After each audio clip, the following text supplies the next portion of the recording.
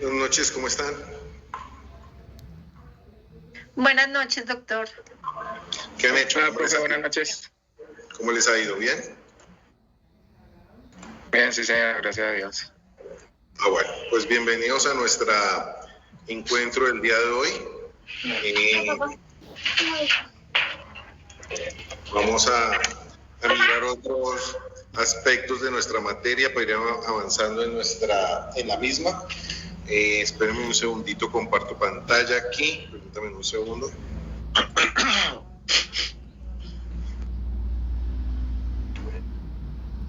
Listo, creo que estoy compartiendo pantalla, ustedes me dirán. Sí, señor. Sí, señor. Listo, un segundito. Entonces, estábamos mirando en las clases anteriores pues la diferencia entre derechos reales y derechos personales. Decíamos, o tenemos que tener muy claro, que una primera gran diferencia entre derechos reales y personales, aunque lo habíamos visto en la clase anterior, también un momentico yo les repaso el tema, y decíamos que cuando estamos viendo los tipos de prestaciones que hacen relación a cómo el deudor cumple con sus obligaciones a favor del acreedor, pues el deudor es la persona que está obligado a algo en favor del acreedor que tiene derecho a algo, y ese algo se llama prestación, y esa prestación puede ser de dar, hacer o no hacer, como lo vimos en la clase anterior. Cuando hablamos de obligaciones de dar, hablamos de transferir el dominio de un derecho real, y cuando hablamos de obligaciones de hacer, hablábamos de que el deudor debe hacer algo a favor de su acreedor. Y cuando hablábamos de obligaciones de dar, pues hablábamos necesariamente de algo que se llaman los derechos reales.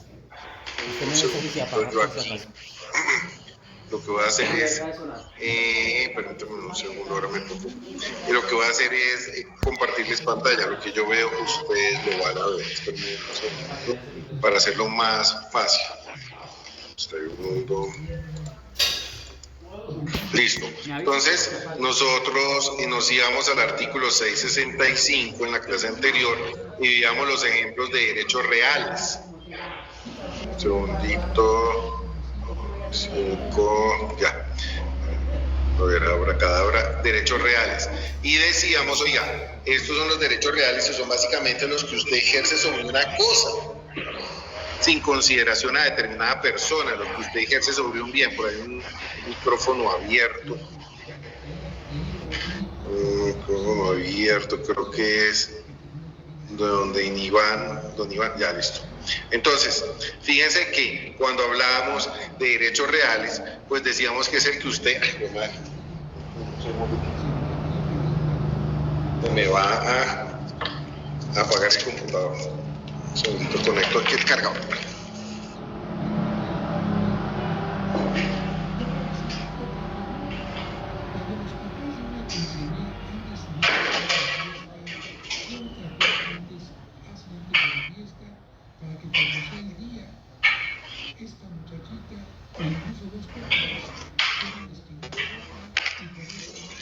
Bueno, entonces estábamos viendo básicamente que, ya, listos, que cuando hablamos de derechos reales son los que ejercemos sobre un bien. Cuando hablamos de derechos personales hacemos relación a que el derecho se materializa con el comportamiento de otra persona. Fíjense que aquí, como estamos revisando, estoy compartiendo mi imagen. Dame un segundo. Dame un segundito. Aquí tenemos la definición de derechos personales y nos dice, oiga, usted hace efectivo su derecho personal cuando otra persona hace algo a favor suyo. Un ejemplo es el préstamo de dinero. Préstamo de dinero que podríamos denominar contrato de mutuo. Entonces, el contrato de mutuo es en el cual alguien le presta a usted una suma de dinero o un bien. Lo más común del mutuo es dinero. Es a lo que se dedican los bancos, por ejemplo. Y cuando usted tiene ese contrato de mutuo en el cual le prestan dinero, ¿a qué se obliga el deudor? Pues a pagar un capital más unos intereses periódicamente. O cuando usted, bueno, en ese caso, esa obligación personal surge de un acuerdo de voluntades. como cuando usted va al banco y pide prestado. Pero las obligaciones personales también pueden surgir por ley, como cuando usted tiene un hijo. Entonces, ahí surge la obligación suya del mantenimiento y de la custodia y del mantenimiento del mismo. Entonces, una obligación personal. Cuando hablamos de derechos reales, también un segundo. Hablamos de derechos reales, pues ya nos vamos al 665, y aquí tenemos una variedad de derechos reales, y decimos, oiga, derecho real es el que usted ejerce sobre un bien. El principal derecho real, como habíamos señalado, es el derecho real de dominio o de propiedad, que pues como habíamos señalado, y se lo van a usted a preguntar en el preparatorio, pues implica el uso, goce y disposición del bien. Como hemos dicho en la clase pasada, uso y goce de acuerdo a la naturaleza del bien, y disposición porque usted lo puede vender, usted lo puede donar, regalar, usted lo puede ceder a un tercero. La cesión es un contrato en el cual usted cede sus derechos a un tercero. Como cualquier contrato, requiere que usted lo haga voluntariamente. Y esa cesión puede ser a título oneroso o a título gratuito. ¿Okay? Uso, goce y disposición, principal derecho real sobre el bien. Pero, decíamos en la clase anterior, si usted se desprende de ese uso y goce, limita la disposición de ese derecho real, usted queda convertido en un nudo propietario. Y en ese caso, pues, usted tendría la disposición del bien, que no saca el bien del comercio, pero sí, para ser oponible a terceros, debe estar inscrito en un sistema de publicidad, que en principio solo operaría para los bienes muebles o inmuebles que tengan un sistema de registro público. En el caso de los inmuebles, en una oficina de instrumentos públicos, un registro público donde usted tenga el registro de ese bien, y en el caso de pues que haga la anotación en ese registro público para que cualquier tercero que quiera negociar con ese inmueble pues pueda pedir usted un certificado de libertad y darse cuenta de las limitaciones que tiene ese bien. Y en ese sentido, pues digamos, usted lo puede hacer oponible las limitaciones al dominio a terceros.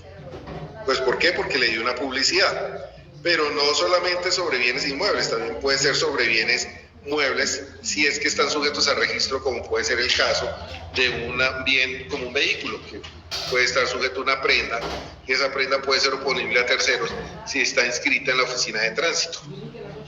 Pero no solamente eso, puede también embargarse una patente. Si no estoy mal, la Oficina de Signos Distintivos de la Superintendencia de Industria y Comercio lleva ese registro público de quién es titular de la patente. O el registro de Capitanía de Puerto sobre naves, aerodinos y buques. También podrían ser bienes muebles que están sujetos al registro. Es decir, no solamente esa restricción opera sobre inmuebles, también puede llegar a operar sobre bienes muebles, pero que estén sujetos a registro. También cierro la puerta porque mucho ruido.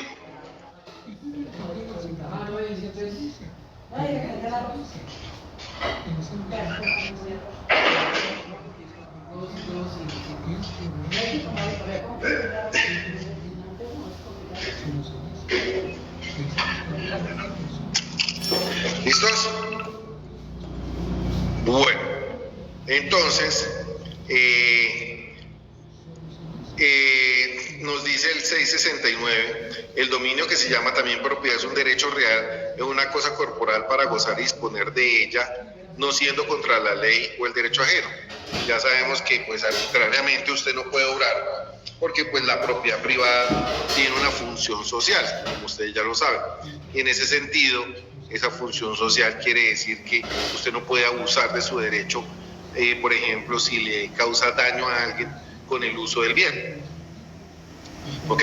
Si usted destruye, por ejemplo, usted es dueño del burro, pues no puede poner un burro bomba porque puede causarle daño a una comunidad.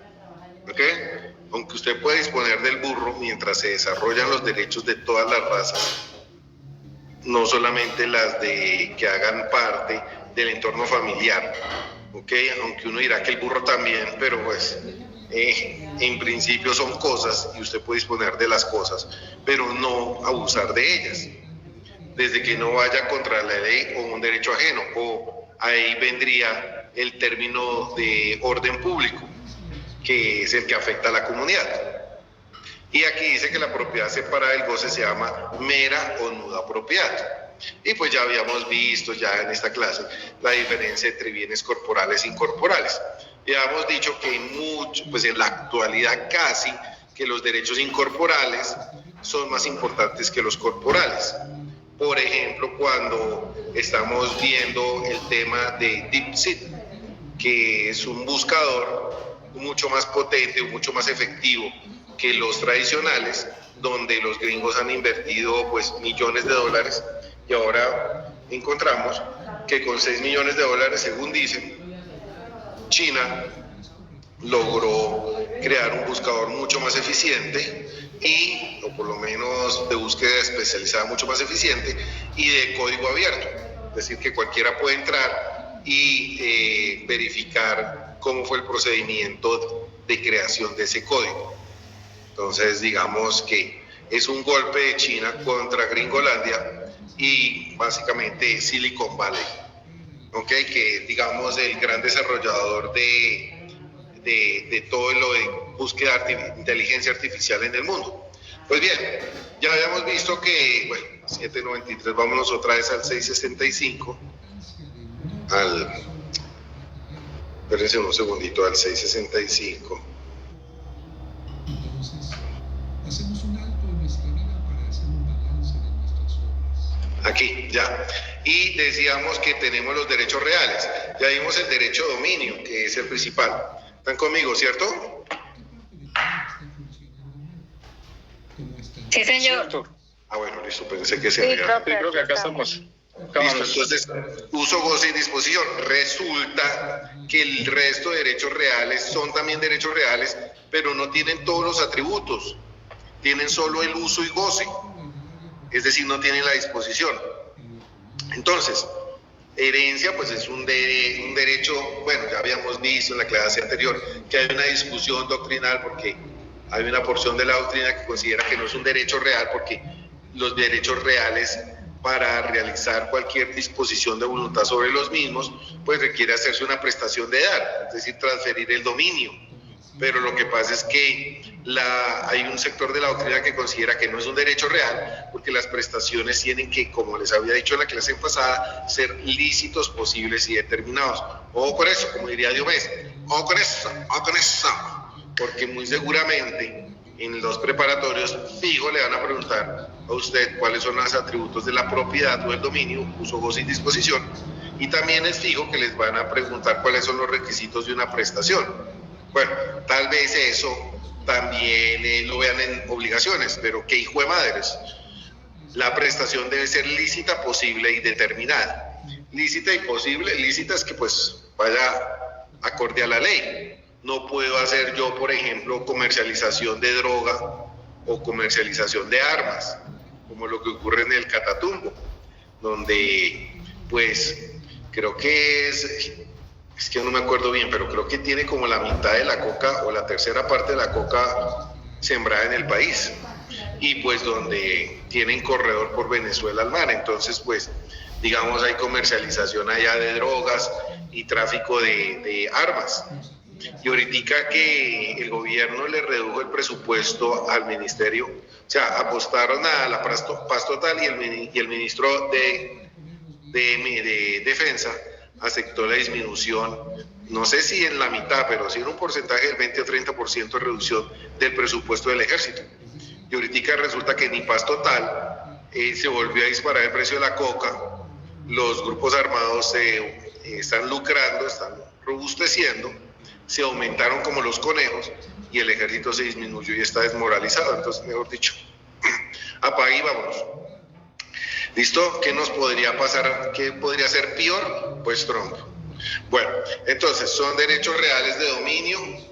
Bueno, y resulta que ahora se prohibió, o el Estados Unidos no va a hacer más ayuda, Colombia la tiene congelada. Y esta mañana escuché que esa ayuda financia las ONGs, que Moss considera un cáncer. Entonces, pues, todas esas colectivos de defensa de derechos humanos, por ejemplo, los que están encima de la escombrera, pues se van a quedar sin recursos. Bueno, La son USAID derechos reales. la sancionaron. ¿Cómo A la USAID la sancionaron, la están investigando. Ah, ok, que son los que financian lo de los colectivos de derechos humanos, ¿no? Y de salud también. Bueno, nada de raro también que tenga que ver con lo de los israelitas que consideran que todas esas ONGs también son patrocinadoras del terrorismo y también le restringen la posibilidad de ayudar. Bueno, son derechos reales el de dominio y bueno, la herencia, ¿por qué se considera que no es derecho real? Porque como cualquier prestación debe ser lícita, posible y determinada, pues las sucesiones, como les decía en la clase anterior, tienen ese problema porque no son determinadas, son sucesiones. Y eso implica que pues solamente se sabrá qué activos existen cuando haya un inventario dentro del proceso sucesoral. Mientras tanto, es una universalidad y por eso muchos sectores de la doctrina consideran que las herencias o el derecho sucesoral no es un derecho real porque no podemos determinar específicamente nada hasta la muerte del decujus o de cuya muerte hablamos. Y aquí tenemos otros derechos reales que también solamente le dan a usted el uso y goce de la cosa. Señor. Sí, bueno, una pregunta ahí con el tema todavía de lo de la herencia. O sea que obligatoriamente, si alguien quiere heredar, digamos, su patrimonio, antes tendría que dejar un testamento obligatoriamente o podría dejar un nombramiento de cómo dividir sus cosas. Bueno, yo dicté sucesiones hace muchos años, pero digamos que esto lo van a ver después ustedes en otras materias, su materia de sucesiones, obviamente, pero digamos que lo más importante que usted tiene que tener en cuenta es que no hay necesidad de hacer testamento, porque hay unas asignaciones forzosas por ley, que es a los hijos. Si usted no tiene hijos, pues el segundo orden forzoso serán los padres. ¿Sí? Si no tiene padres y es una sucesión intestada, el tercer orden serán los hermanos. ¿Sí? Y se discute mucho, pero algún sector de la doctrina considera que el cuarto orden de sucesión, si no hay hermanos, serían los sobrinos. Otro sector de la doctrina considera que eso es un invento, que si no tiene hermanos, se va al Instituto Colombiano de Bienestar Familiar sus activos. En todo caso, acuérdense que en derecho hay algo que se llama, de pronto lo vieron en la introducción o en pruebas, que son las solemnidades ad substantiam actus. Aquí vimos una.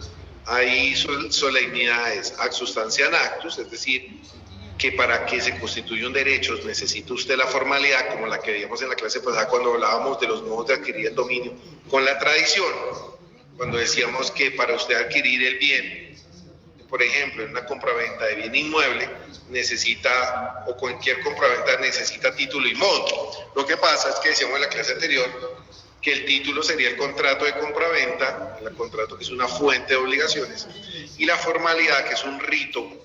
Si yo vendo el portátil, vendo mi celular, pues el rito es entregarlo voluntariamente.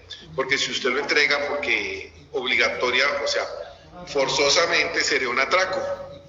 En cambio, si lo entrega voluntariamente, fruto de un acuerdo, pues transferiría el dominio, título y modo. Y el modo sería un rito, una formalidad. Pero decíamos que en algunos tipos de bienes se necesita una formalidad ad substantiam actus, y esa ad substantiam actus, es decir, con formalidad específica, una formalidad específica requiere que usted inscriba en la Oficina de Instrumentos Públicos la escritura de compraventa.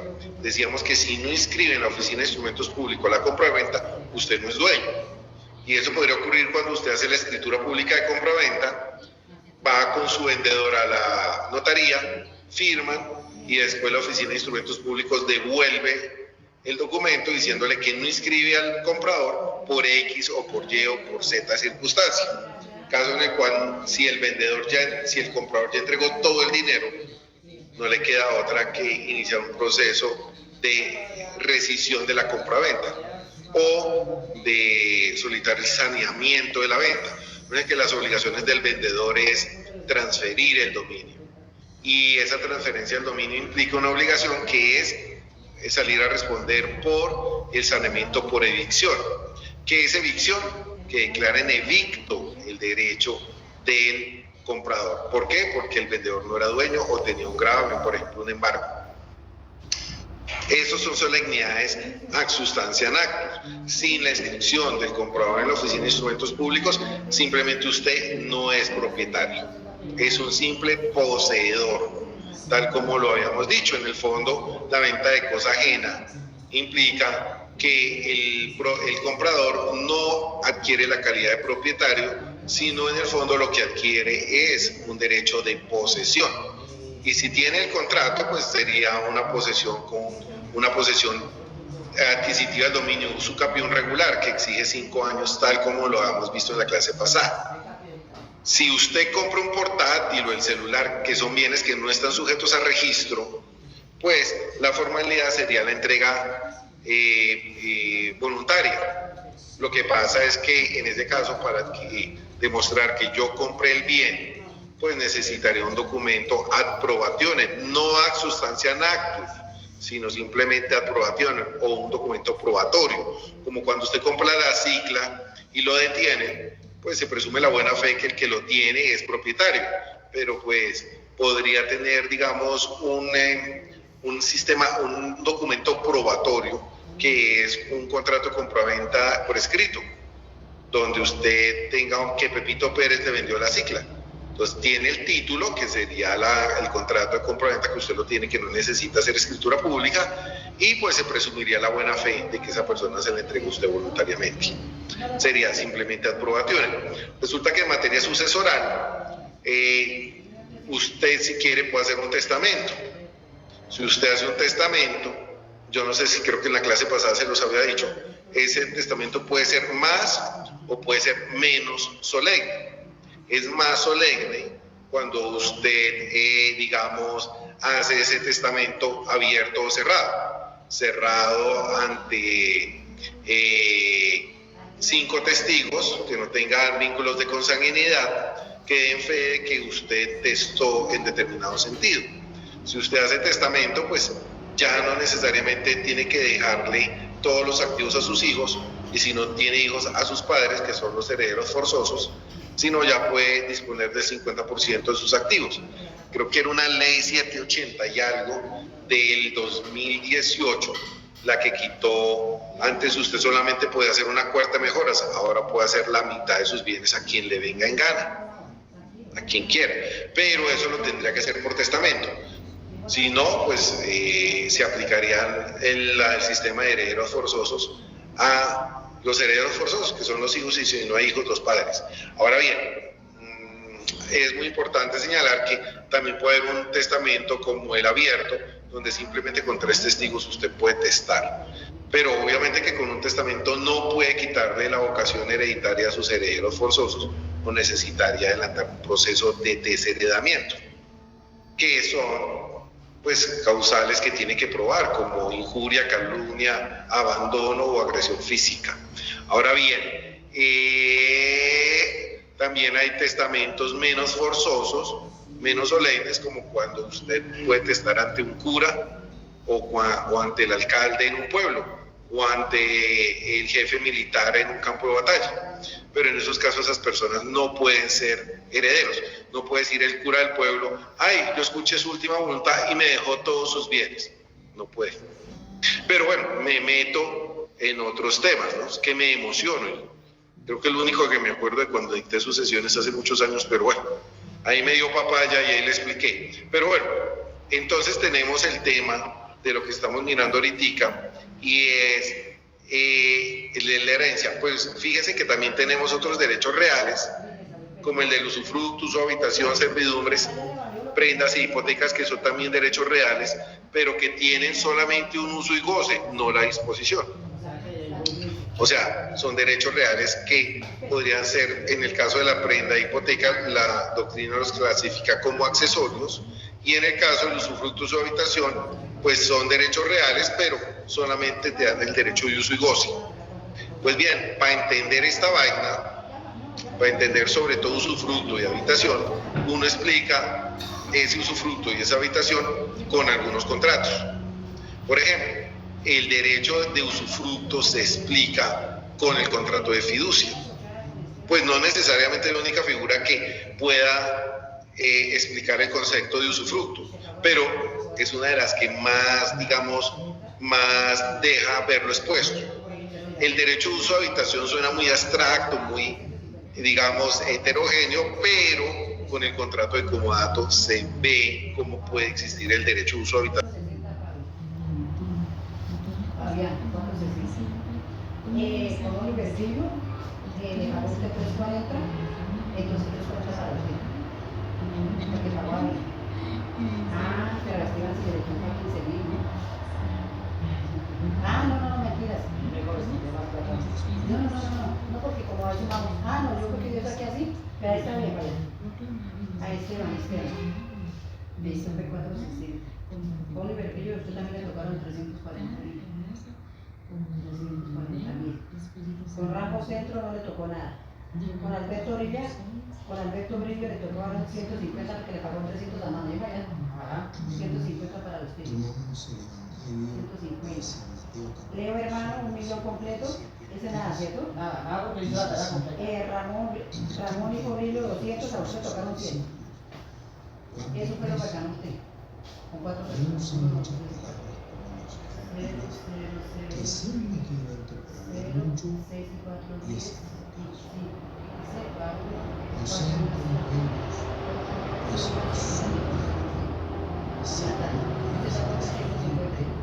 Los 150 de ustedes me corresponde con los. Yo sabía que eran 500 y 100. No, ¿cómo? 700. Aquí 1.050.000. Menos 1.050.000. 750. Menos 350 que por aquí nos anotamos. Ahora le doy una baja para que lleve.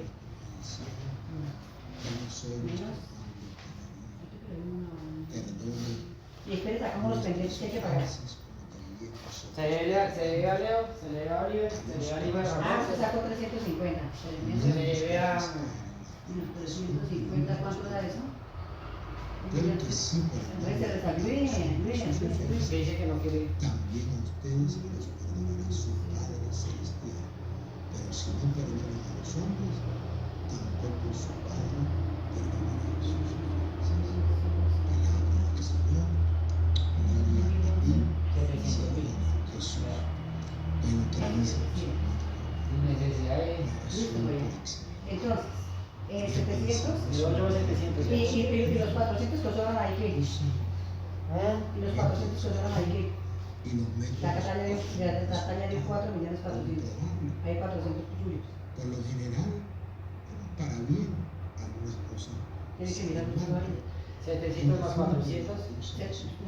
Espere, Más 700 más 400. más 440. 100. Más 440.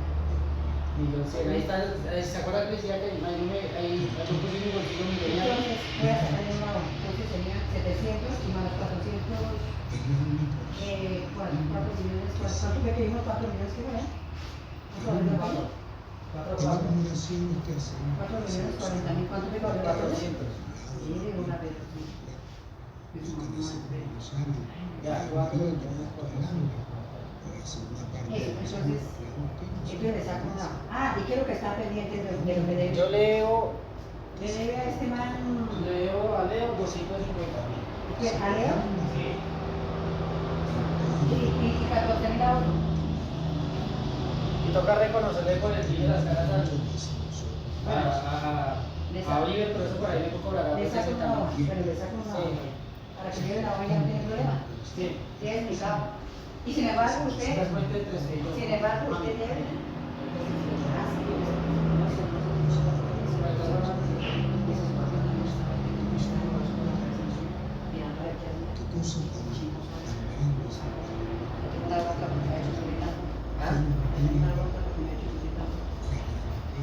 Pero por paso ya tenemos que decir que es verdad.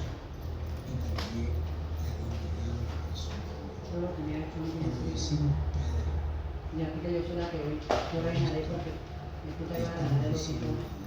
La plata de mi mamá me está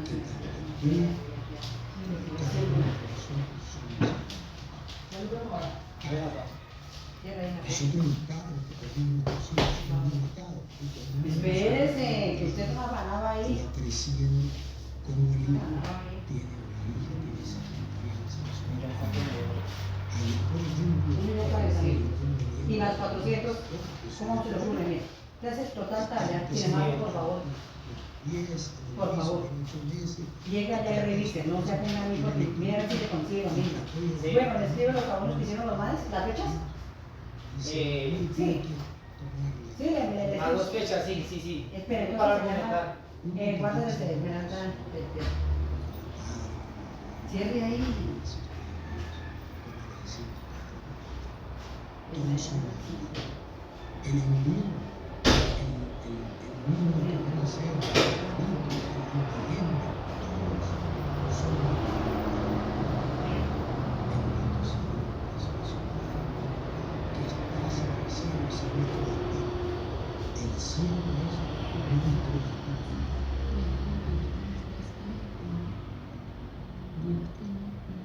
muchos hijos, todos somos hermanos todos.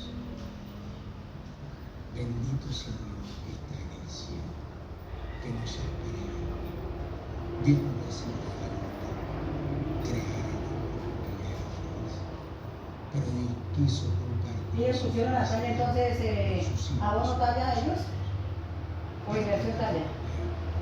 Ellos invirtieron 4 millones de Entonces, talla. entonces ¿cómo le pongo ahí? A tu está inversión talla. Sí, pero ese 1.700.000 No, ya sé. Pues no, ya sé, sino que le ponemos la palabra inversión. Si ponga inversión y ponga las fechas de los Ya, está esto de inversión abono, ¿cierto? Sí, ponga inversión talla. Abono talla. De todas formas ahí se va a perder plata, mami. Yo por eso no me da ni ganas de hacer cuentas. No importa, sale ahí, pues le toca financiar, primero hay que vender los póngale la fe, hombre. Está todo ahí, póngale la fe que va a vender bien. ¿Cuántos quilates tiene ya terminados? 152 quilates. Y los manos que está tallando ahora le toca esperar cuánto pesa eso.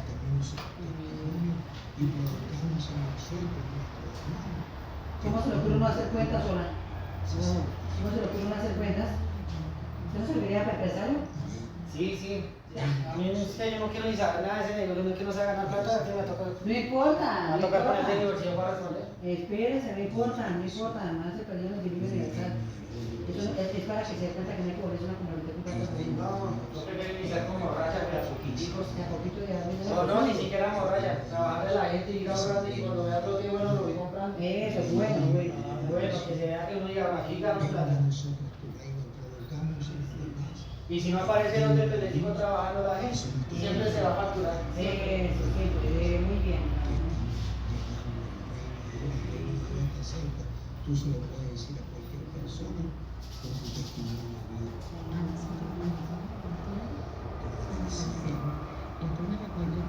Pero como falta su malo gobierno de Hágase tu voluntad. Estamos diciendo Dios, dirige mi vida. Yo pienso en ti. y los otros dos líderes los dejo. Se ven las cosas como no quieren, entonces ahí es donde sale patalea. Y yo le estaba pidiendo a Dios que yo quería salir cuidada. Y había una serie de requisitos que tenía que hacer para que se cumpliera eso. Y yo estaba orando. Pero yo siempre le decía, no, mi amor, que Ay, se apagó el celular, pero tenía que dar una clase. desesperada. A veces uno se desespera. Estaba grabando una clase. Dios tiene un plan para ti. Habitación. Creo que ya lo había explicado acá. Entonces, por ejemplo, cuando hablamos Pero ¿cuántos? del derecho de uso es cuando usted permite que un tercero use y goce su bien. Si es sobre un inmueble, pues hablaríamos de habitación. Creo que aquí lo habíamos señalado. ¿Cómo usted puede hacer efecto, ver en la práctica materializado ese derecho de uso de habitación que es tan, digamos, abstracto en materia civil? Pues con el contrato de comodato. Y creo que habíamos señalado acá que si usted se afilia a la televisión por cable o se afilia a un sistema de alarmas, pues generalmente lo que usted encuentra es que los aparatos, el sistema de monitoreo o el sistema de routers o de decodificadores se los entregan a usted en comodato. Porque creo que ya habíamos señalado que si usted le cobrara la venta de esos activos para darle el servicio, tal vez el negocio no sería económicamente viable, por lo menos masificado, porque muy pocas personas lo adquirirían, porque implica comprar los equipos para acceder al servicio, y pues eso implicaría que mucha gente no se masificara. Entonces lo que hacen estas empresas con un gran músculo financiero es adquirir una serie de equipos muy onerosos, pero se los entregan en comodato a sus clientes para que ellos usen y gocen el bien, o pues gratuitamente, pero con la contraprestación de que tengan una cláusula de permanencia garantizada con una cláusula penal en caso de incumplimiento, que soporte o haga viable económicamente que la empresa adquiera los equipos y se los preste gratuitamente. ¿Por qué gratuitamente? Porque pues la empresa con esa cláusula de permanencia, que generalmente es el año calendario, pues por lo menos contablemente o económicamente va a compensar ese préstamo gratuito que le entrega a usted con el arriendo por un periodo de tiempo de esos bienes. Entonces usted le entregarán el equipo por un año con una tarifa determinada. Si usted dura esa cláusula de permanencia, si usted dura menos, pues habrá una cláusula penal que compense pues el préstamo gratuito, porque la empresa adquirió esos bienes para prestárselos gratuitamente a usted. Obviamente ha habido desarrollos jurisprudenciales que han incluido normas imperativas, o sea, por encima de los contratos marco, los contratos de adhesión, y en esas normas imperativas que establecen pues que la sanción no puede ser de 100% cuando usted ya lleva la mitad del tiempo afiliado, sino proporcionalmente la sanción, no el 100%. Pero digamos que así se logra entender que es el comodato, que es ese derecho de uso de habitación. Si el derecho de uso y goce es sobre un bien inmueble, pues estaríamos hablando del comodato, que es, digamos, una figura que se presenta. Hay un caso que me ocurrió, y es mirar o estudiar un caso en el cual una constructora que tuvo que reubicar a propietarios de unos inmuebles que afectó, construyó unas torres y se afectaron un conjunto cercano que era Niza 9, que hay muchos conjuntos en Bogotá que están ladeados y que amenazan ruina. Entonces construyeron un proyecto arquitectónico nuevo y esos apartamentos amenazan ruina. Yo creo que por defectos de construcción, porque muchos pues Bogotá era una laguna, entonces pues de pronto no con unas normas muy, digamos, pues, son edificios muy viejos, pero digamos que ahí igual se forma un pleito, pero el punto es que la constructora tuvo que evacuar a esas personas, y mientras llega a un acuerdo con ellos, ya si sea les da una plata o los reubica definitivamente, arrendaba inmuebles similares a los que tenía para que vivieran, y arrendaba los inmuebles la constructora, y a los arrendadores le señalaba una cláusula de que les entregaba el bien en comodato, pero a título precario, cuando vean contratos. Y ese a título precario es que el arrendatario se reserva el derecho de cambiar a la persona que lo habita en cualquier momento. Sí, pero pues digamos que ese sería como una cláusula extravagante para el arrendador, porque el arrendador le arrienda a la constructora, punto. Ya lo que la constructora tenga con un tercero sería algo ajeno a la constructora. Ahí se presta para pleitos porque el contrato es intuite persona o en consideración a la persona. O sea, usted le arrienda a X persona y esa persona no puede andar subarrendando al que le dé la gana, porque el subarriendo está prohibido. Entonces ese comodato a título precario, donde la constructora tiene la facultad de cambiar de comodatario, pues estaría en contra de la estructura del arrendamiento, porque el contrato el arrendatario es intuite persona, no puede el arrendatario subarrendar sin autorización del arrendado. En el caso del comodato a título precario sería como una autorización implícita del subarriendo. Pero no sé si me hago entender, es que me meto en otras cosas, pero me parecen interesantes. ¿Listos? qué? ¿Cuántos pilares? Entonces estamos viendo, están viendo aquí una serie coreana, pues la última serie coreana, así que está buena, que ustedes los tienen ahí absortos. Bueno, Profe, señor, para ver si de pronto le entendí bien el tema. O sea, un contrato de arrendamiento es un contrato de comodato, según lo que no, entiendo. son cosas diferentes. Un contrato de arrendamiento es un contrato a título oneroso. Tú le cobras al arrendatario, no es gratuito. Si yo dejo que una persona viva en mi apartamento y no le cobro, sería un comodato. ¿Qué les digo que me ocurrió? Yo vi que al arrendador le arrendó una constructora, o sea, la constructora le paga un canon de arrendamiento al arrendador. ¿Hasta ahí vamos? Pero ¿qué pasa? La constructora le pone una cláusula, le dice que se arrienda, pero que la constructora tiene el derecho de usar el inmueble como un comodato a título precario. Entonces uno se pone a pensar, ¿cómo es un comodato a título precario? Pues eso es que la constructora puede cambiar de la persona que use y goce el inmueble cuando la constructora quiera. Y eso en el fondo es que el arrendador acepta el subarriendo. Y generalmente uno en los contratos de arrendamiento no acepta los subarriendos, por lo menos en materia civil, porque son contratos de familia, o sea, son para vivienda urbana. Entonces tú haces un estudio de quién va a ser tu arrendatario y le arriendas a esa persona. No aceptas que esa persona subarriende a terceros que tú no conoces. Diferente en materia comercial, donde el subarriendo es muy común, sobre todo cuando le arriendas a una gran superficie. Esas grandes superficies como Falabella, por ejemplo, o El Éxito, o si arriendan, pues ellos, su esquema de negocio es subarrendar sus espacios.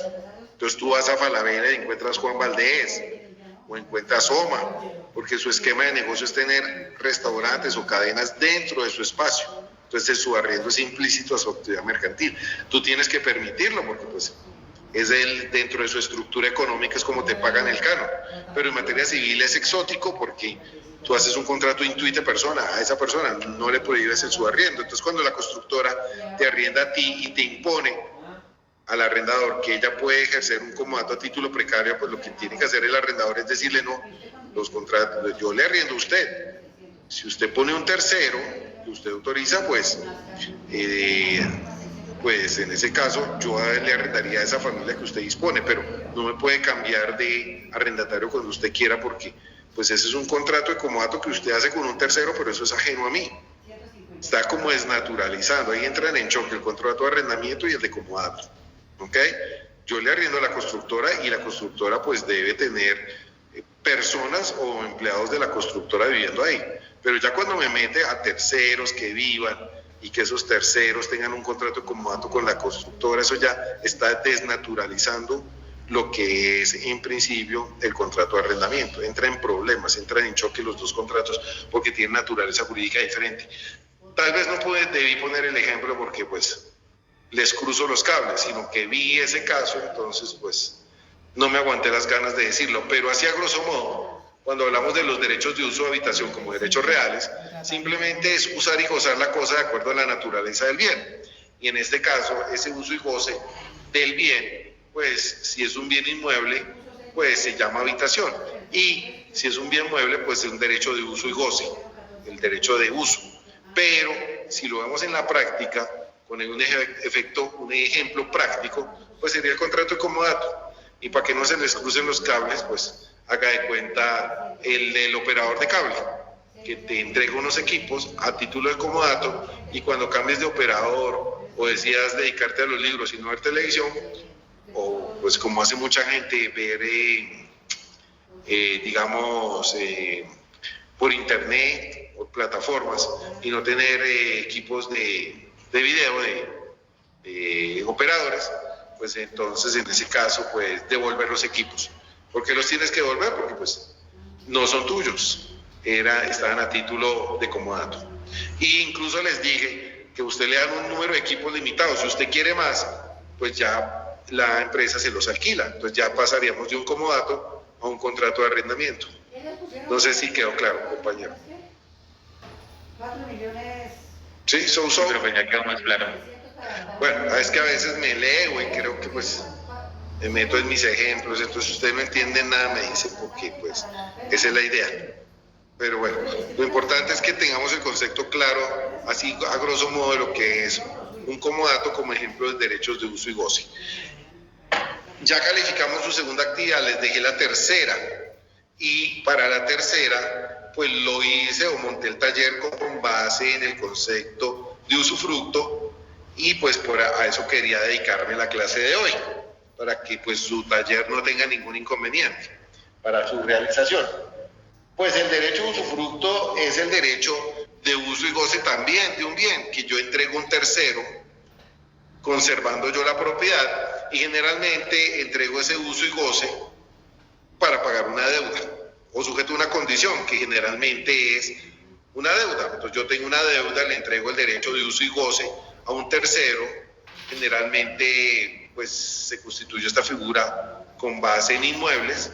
Entonces yo, por ejemplo, tengo una culebra, le permito el uso y goce de la cosa hasta cuando se pague la deuda. Cuando se pague la deuda, que equivale a el uso que esa persona le hizo, pues me devolverá el bien. ¿Me explico? Yo le debo a usted 100 millones de pesos, no tengo con qué pagarle, le digo, pues le dejo el uso y goce, la explotación de este bien que tengo, un bien rural, y explótelo por un periodo de tiempo en el cual saque cosechas, y esas cosechas equivalgan a los 100 millones de pesos que le adeudo, que pues digamos por hablar basura, porque no sé de eso, pero digamos que esas cosechas de café duren 5 años, hasta que sumen 100 millones de pesos la carga de los 5 años o de las temporadas de cosecha, y al cabo de esos 5 años pues me devuelve el bien porque ya le pagué la deuda. El origen de ese usufructo se llama anticresis. Lo que pasa es que esa anticresis sí operaba en el siglo XIX como forma de pago de deudas, donde usted cedía el uso y goce de los bienes a un acreedor por un periodo de tiempo que correspondía a la deuda que usted tenía, pero esas anticresis operaban sobre bienes rurales. Entonces, del siglo XIX el 90% más de los predios en Colombia eran rurales. Lo que pasa es que ya cuando hablamos de la evolución moderna de la anticresis, pues ya hablamos de usufructo, porque no se aplica solo a bienes muebles, sino a bienes inmuebles rurales, sino también a bienes muebles urbanos o a bienes muebles, inmuebles corporales o incorporales. Entonces ya se amplía mucho más. Ya no es una figura rústica, sino es una figura, digamos, más moderna. Pero la aplicación práctica que encontramos del siglo XX y del siglo XXI no es tanto que usted le ceda el uso y goce del bien a un tercero para pagar una deuda, sino se ha aplicado a figuras mucho más novedosas. Por ejemplo, en el siglo XX, por ahí en los 80s, cuando explico títulos, valores, pues habla uno mucho de cheques, que eran muy usados en los 80s, ya no tanto, por el desplazamiento con el uso de las tarjetas de crédito, pero digamos que también en los 80s una forma como la gente no realizaba o no hacía testamentos para no someter a sus hijos, a su prole, a sus digamos vástagos, a sus tubérculos, a un proceso desgastante de sucesiones donde generalmente los hijos se terminan agarrando, era estar en vida. Y lo hacían con una figura en los 80s que se llamaba sociedad en comandita, que pues tuvo mucho auge y en esa época. Y esa sociedad en comandita podía ser sociedad comandita simple o por acciones. En la comandita simple se le aplicaban las reglas de la limitada a los comanditarios, y la comanditaria simple sí a los comandatarios, la comanditaria por acciones, pues las de la sociedad anónima. No sé si ustedes ya vieron sociedades, pero así a grosso modo, cuando hablábamos de sociedad comandita, pues la sociedad en comandita eran dos tipos de socios, los gestores y los comanditarios. Se hace una ficción legal de que los comanditarios hacían los aportes de capital o de billete, pero pues generalmente lo que hacían los padres era, desde que tenían hijos menores de edad, constituían una comandita y pues los padres administraban, porque son los socios gestores administran, y los socios comunitarios son los que recibían las utilidades. Socios comunitarios que eran los hijos. Pero se hacía toda una ficción en el sentido de que los comunitarios o los hijos habían hecho los aportes de capital. Y era una ficción porque pues en realidad los hijos eran menores de edad y salvo, qué sé yo, Cristiano, Messi antes de los 18 eran multimillonarios, pero en realidad la mayoría de personas a los 18 años pues no tiene patrimonio porque no han trabajado, la gran mayoría. Entonces los padres hacían una ficción de que los hijos hacían los aportes de capital, aunque eso era mentira. Pero ¿por qué hacían eso? Porque el día en que los padres faltaran, pues no había necesidad de hacer un proceso de sucesión porque los padres no tenían en qué quedarse muertos, porque pues no tenían activos. Simplemente lo que se veía era qué activos tenían los padres, pues que eran gestores de una comanditaria. ¿Y eso qué significaba? Pues que recibían unas utilidades de acuerdo a lo que digan los estatutos, pero activos no tenían. Entonces, ¿qué ocurre? Pues la sociedad comanditaria, como yo les decía, requiere dentro de sus elementos esenciales tener dos tipos de socios, comanditarios y gestores. ¿Qué pasa si ya no existen los gestores? Porque pues los padres fallecieron, pues se liquida la sociedad.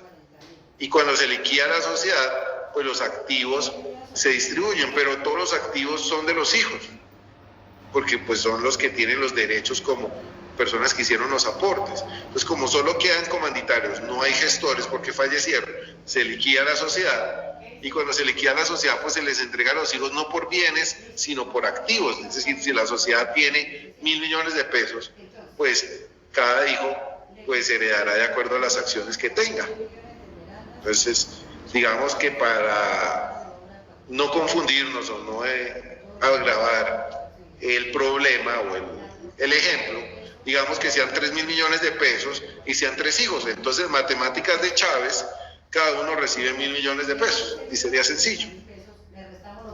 Porque pues los hijos deben heredar de acuerdo por cabezas, así si uno más cabezón que el otro, pues heredan en proporciones iguales, así sean hijos civiles o naturales o adoptados. Tienen los mismos derechos, desde que estén ahí como comanditarios. Ay, profe, ¿y si los padres tienen culebras?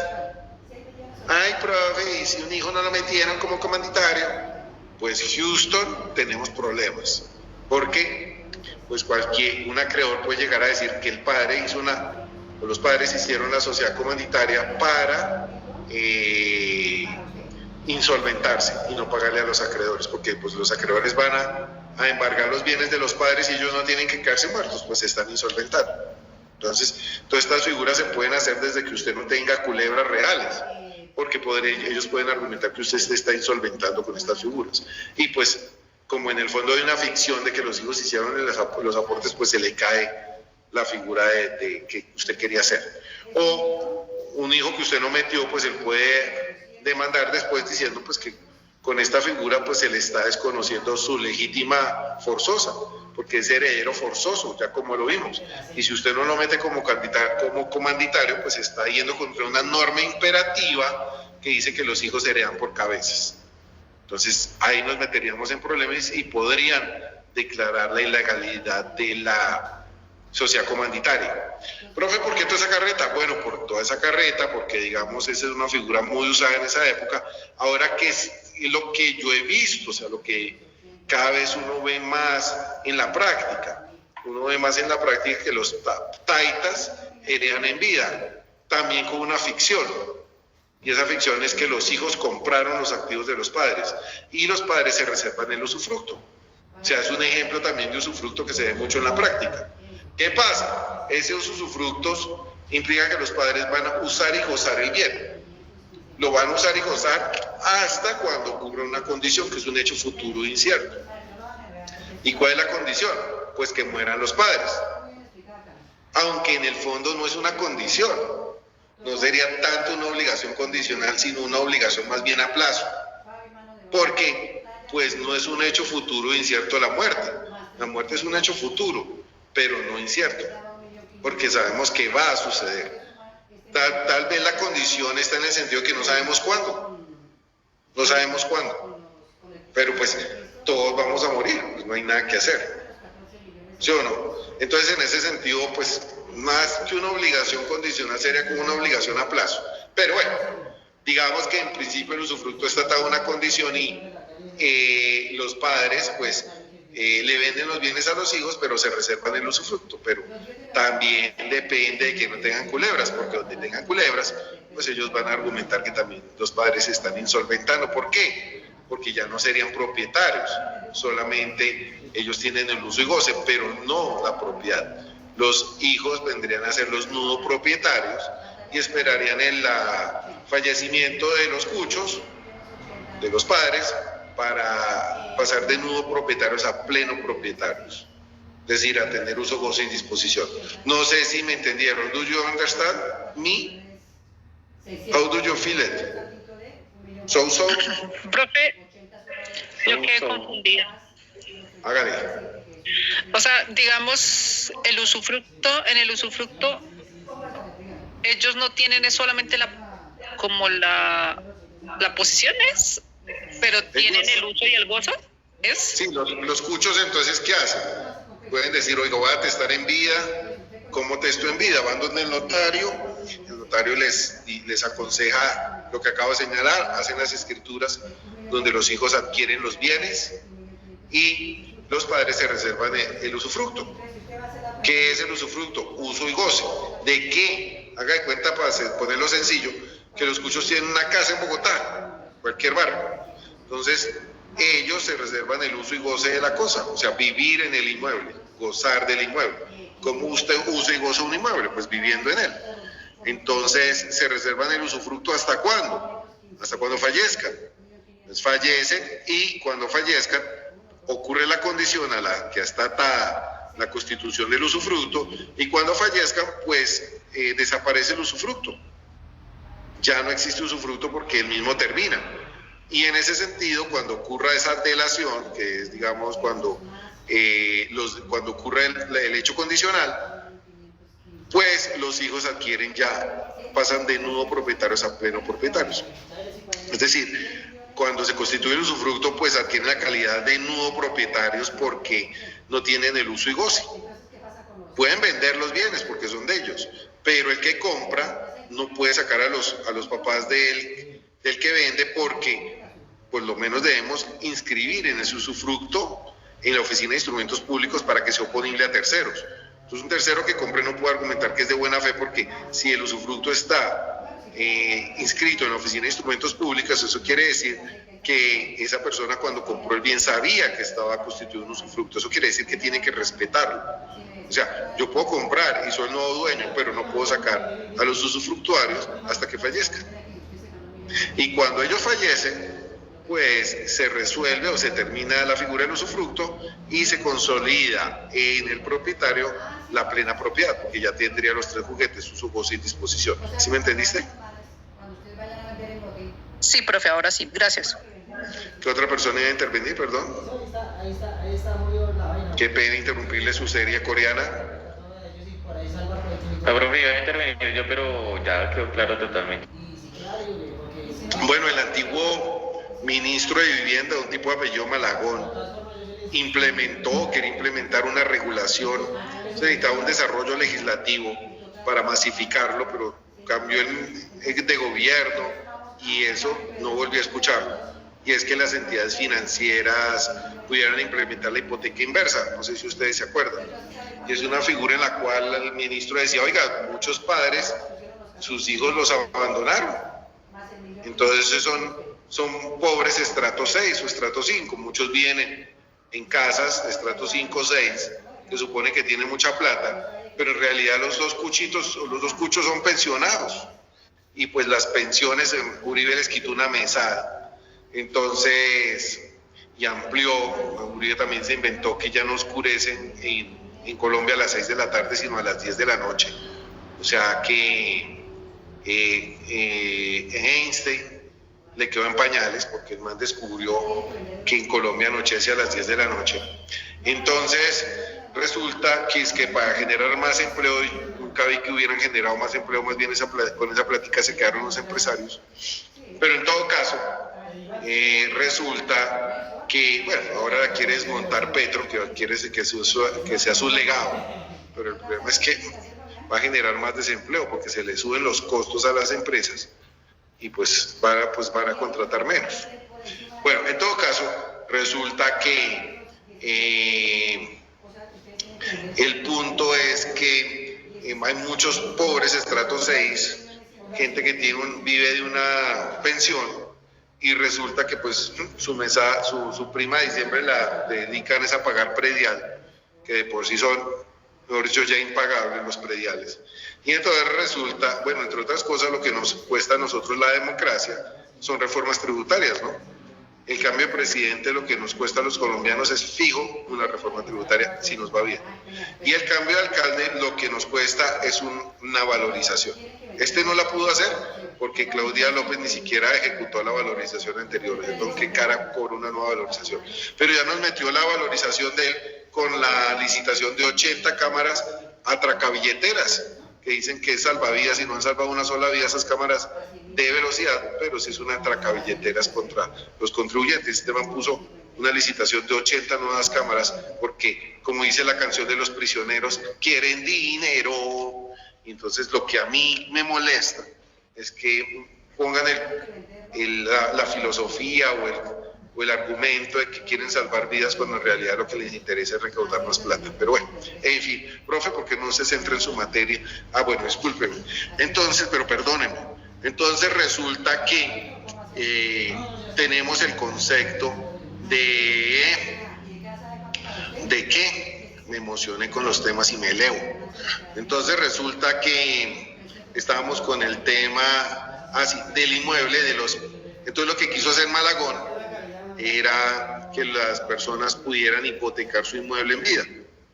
Pero eso no lo pueden hacer ya, sí, pero entonces lo que quería hacer era que los bancos hicieran carteras colectivas donde las personas particulares pudieran invertir en esas carteras colectivas con plata, el banco recaudara ese dinero, ofreciera esas hipotecas inversas masivamente, y una persona pues que vive de su pobre pensión, que sus hijos ni lo van a visitar, entonces pues lo que hacen es hipotecar esas hipotecas inversas, y entonces hay como una especie de usufructo que tienen los señores, los pensionados, de ese bien, pero ese bien ya no es suyo, porque cuando fallezcan ese bien pasa al banco.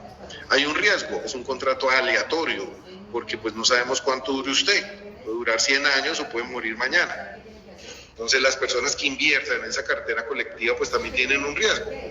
Si esa persona dura 30 años, pues puede ser que cuando hizo esa hipoteca abierta y dijo, bueno, yo les entrego mi inmueble, pero quiero una mesada de 10 millones para vivir VIP.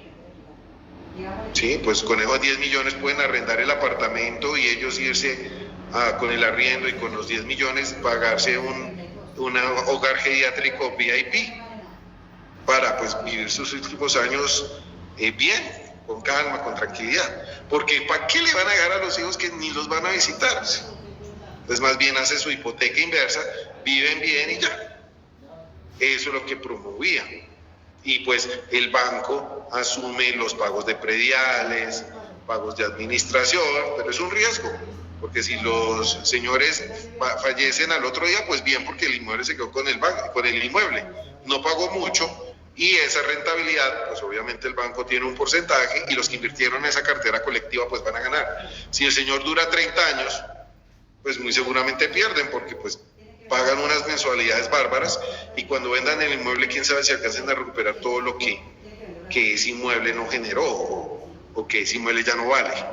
Bueno, eso era algo así, básicamente, pero también podemos ver la figura del usufructo ahí. Pero, sin lugar a dudas, donde la figura del usufructo adquiere más relevancia es en el contrato de fiducia. ¿Ok? Y en ese sentido, pues nos vamos al artículo 793, que ya se los voy a compartir aquí en pantalla. Eso, ya saben. No puede vender menos de 95, no digas esas cosas. 793. ¿Cómo es que? A ver, ¿cuánto tiene que vender el equilátero? A 95. No lo puede vender menos, que pierde. Y entonces no queda debiendo más. Aquí está. Donde, pues digamos, este artículo nos dice, oiga, el dominio da uso, goce y disposición, sin embargo, usted puede separarse de su uso y goce en virtud, por ejemplo, de pasar a otra persona en virtud de una condición. Por ejemplo, cuando el inmueble ya no es mío, sino, por ejemplo, yo digo, oiga, si, por ejemplo, qué sé yo,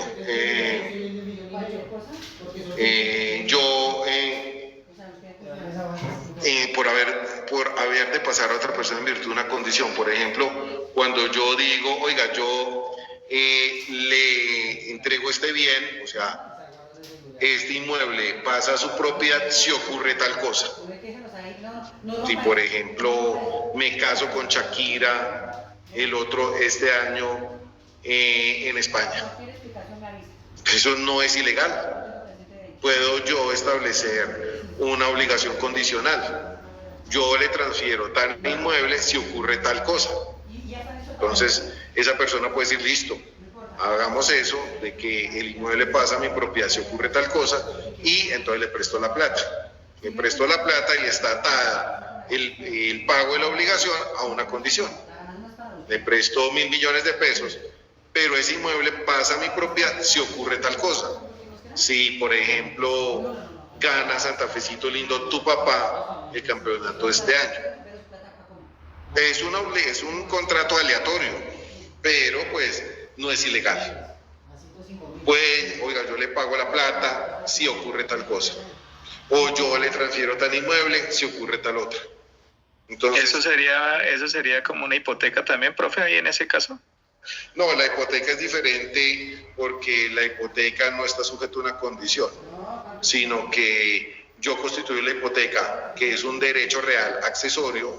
¿Por qué es accesorio? Porque yo tengo que ser dueño para hipotecar. Entonces yo te constituyo a ti la hipoteca hasta que se pague la obligación.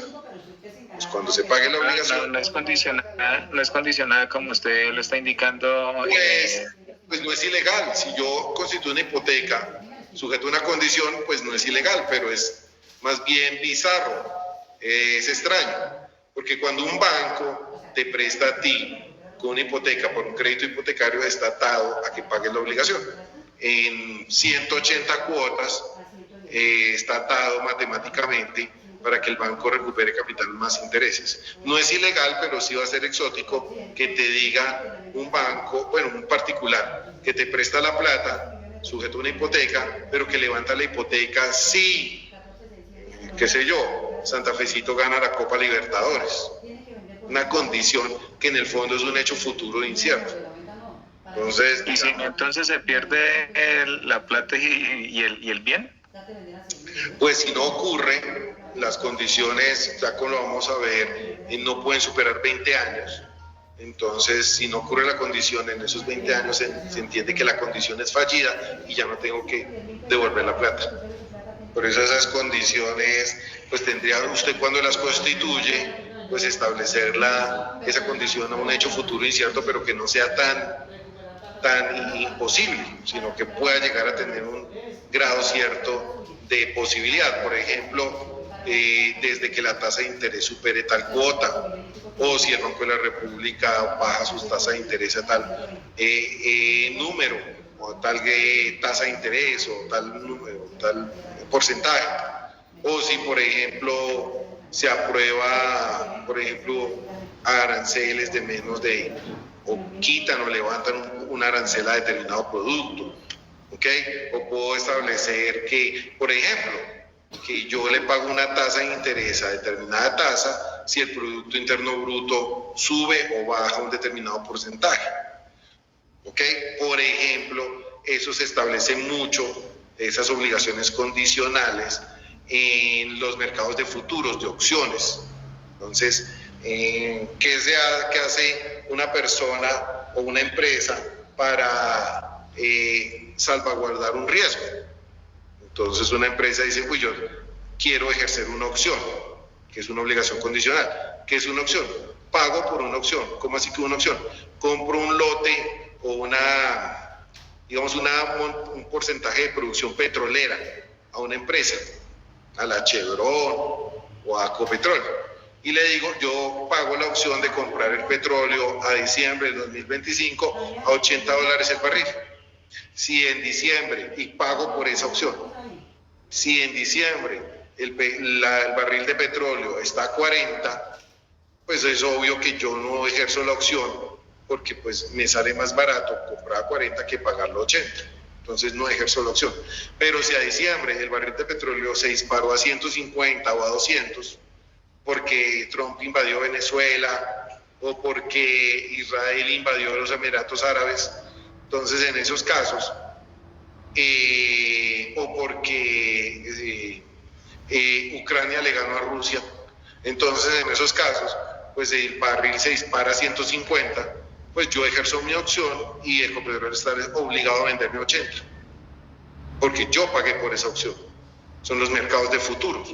Entonces, ¿qué pasa? Cuando ejerzo mi opción me blindo, porque si mi materia prima para producir petróleo, para producir gasolina, o para producir gas, o para producir, qué sé yo, otros productos de plástico, alguna vaina de esas, es el petróleo, y sube por encima de 80, me quiebro. No puedo obtener ganancias por encima de $80 porque ya lo sé. Entonces ejerzo mi contrato de opción y ya sé que $80 estoy blindado. Si baja, pues magnífico. No ejerzo mi opción, ya pagué por él, lo meto dentro de mis costos fijos. Pero si sube por encima de 80 estoy blindado, porque Ecopetrol o Chevron o Petrobras están obligadas a venderme 80. Entonces así esté a 200 el barril, pues ellos están obligados a venderme 80 y yo ya estoy salvado para mi producción de 2026, donde ejerceré otra opción de acuerdo como esté el mercado, salvo que se quiebre Ecopetrol, que puede ocurrir, o que se quiebre esas petroleras, porque pues ahí sí baila, porque con el que yo ejercí la opción pues se quebró. No sé si entendiste. Eso se aplica mucho al mercado bursátil, a la compra de futuros, de opciones en bolsa.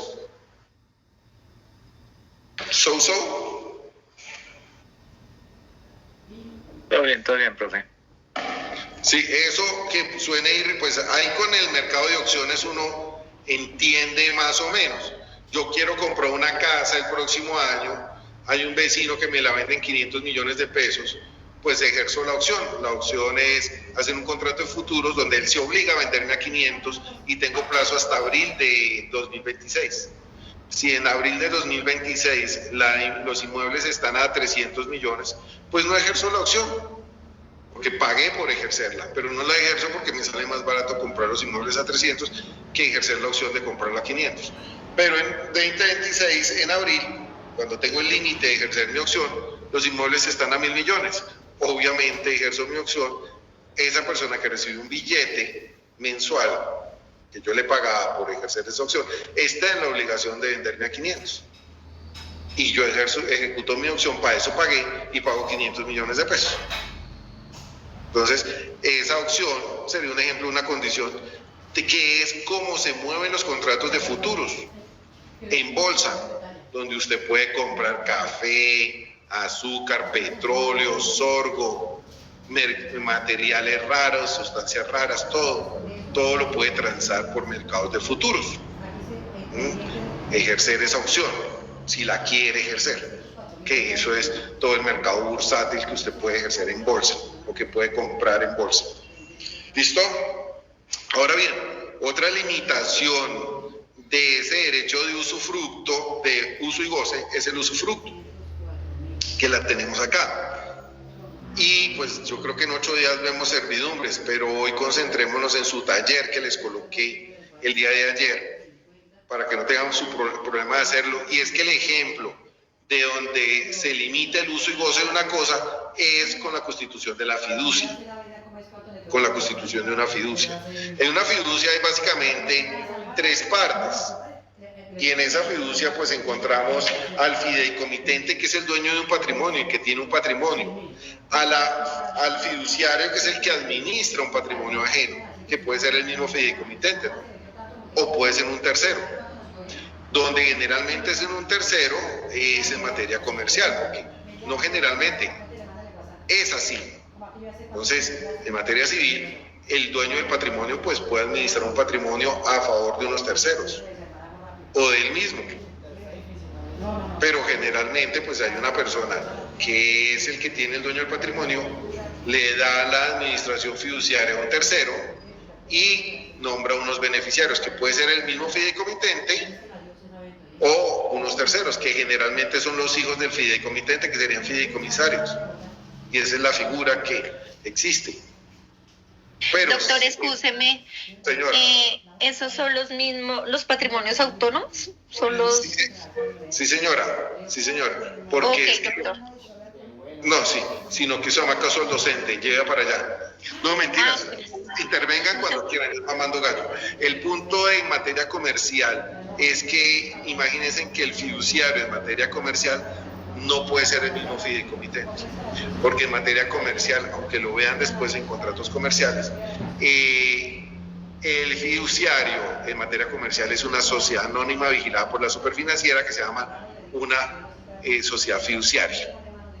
Entonces, una sociedad fiduciaria que no puede ser banco, que no puede ser una aseguradora, que no puede ser un administrador de fondos de pensiones, no. Tiene que tener una personalidad jurídica independiente. Eso significa patrimonio independiente, socios independientes, representante legal diferente. Entonces, lo que hace en Colombia es que hay una holding que tiene su aseguradora, tiene su banco y tiene su fiduciaria, pero le tiene que justificar al Estado patrimonios autónomos. ¿Sí? Es decir, patrimonios autónomos, patrimonios independientes. O sea, mi aseguradora tiene este patrimonio. Yo soy la holding, la matriz, pero mi aseguradora tiene tal patrimonio. Mi fiduciaria tiene tal patrimonio. Mi banco tiene tal patrimonio. Son patrimonios independientes. No puede mezclar peras con guayabas. La ley de conglomerados financieros le impone eso a los conglomerados, que no tengan, o sea, que no sean dueños de varias entidades con los mismos activos, sino que sean activos independientes, porque tienen riesgos diferentes y tienen que tener una prenda general de los acreedores independientes. A eso le hace monitoreo, haga de cuenta la superfinanciera a esas entidades, una marcación cuerpo a cuerpo, como si usted fuera Pimentel o Barrabás Gómez o Leonel o Bedoya, eso es, o Bermúdez, eso es Tibio Peroné. Es decir, usted tiene que estar ahí fijo para que no me mezclen los capitales, porque ahí se pueden quebrar las entidades, se puede quebrar el conglomerado. Entonces, ¿qué pasa? Resulta que en materia mercantil las fiducias, pues en el fondo una fiducia es la misma vaina que un administrador de fondos de pensiones, es la misma vaina que una aseguradora, pero la política legislativa es que sean personas independientes. Es decir, si usted tiene plata de billete de pensiones, usted sea una fiducia independiente, se va a llamar administrador de fondos de pensiones y solamente funciona con las pensiones. Si usted es aseguradora, pues sí es una fiduciaria, pero usted solamente maneja el billetico de las primas de seguros que recaude. Y en el fondo la fiducia ya vendrá a ser el típico ejemplo de fiducia mercantil, es el que le puse en su taller de la fiducia inmobiliaria. No es la única, pero digamos que es de pronto la más irrelevante o la que más ve uno en la práctica, porque eso permite todos los desarrollos inmobiliarios. Y eso significa que el fideicomitente siempre va a ser diferente de la sociedad fiduciaria. El fideicomitente es la persona que pone el billete, la sociedad fiduciaria es una persona que administra y el fideicomisario es el beneficiario.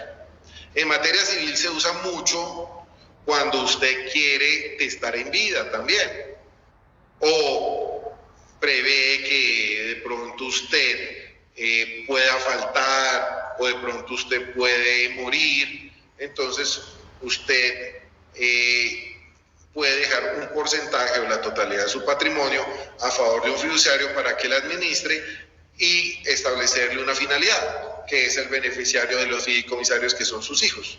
Y ese fiduciario, pues en el fondo, tal como dice la compañera, tiene un patrimonio autónomo. ¿Por qué es un patrimonio autónomo? Porque si yo tengo 1.000 millones de pesos, pues puedo constituir una fiducia de 500 millones, le entrego eso a un fiduciario, y ese fiduciario adquiere esos 500 millones donde él tiene un patrimonio autónomo. Ese patrimonio es autónomo del fideicomitente. Esos activos ya no son del fideicomitente. Están adscritos a la fiducia administra esos bienes y su finalidad es entregárselo a sus hijos sujeto a una condición, por ejemplo, que cumplan 18 años. Eso en materia civil. En materia mercantil, la fiducia y el fenómeno de los patrimonios autónomos ha servido para que la sociedad fiduciaria sea como un banco, o como un administrador de fondos de pensiones. ¿Por qué? Porque tiene patrimonios autónomos, que administra patrimonios autónomos. ¿Autónomos a qué? Pues al patrimonio de la fiduciaria, que también tiene sus propios estados financieros. Las utilidades de la fiducia es el porcentaje de comisión que obtienen de la administración de esos patrimonios, pero no pueden mezclar tampoco peras con guayadas, porque la administración de esos patrimonios que realiza, pues tiene que estar monitoreándolos y tiene que mandarle extractos o tiene que estar dándole rendición de cuentas de cómo está administrando esos dineros, porque no son de la fiduciaria, son de los fideicomitentes o de los fideicomisarios, tiene que rendir cuentas, son patrimonios autónomos.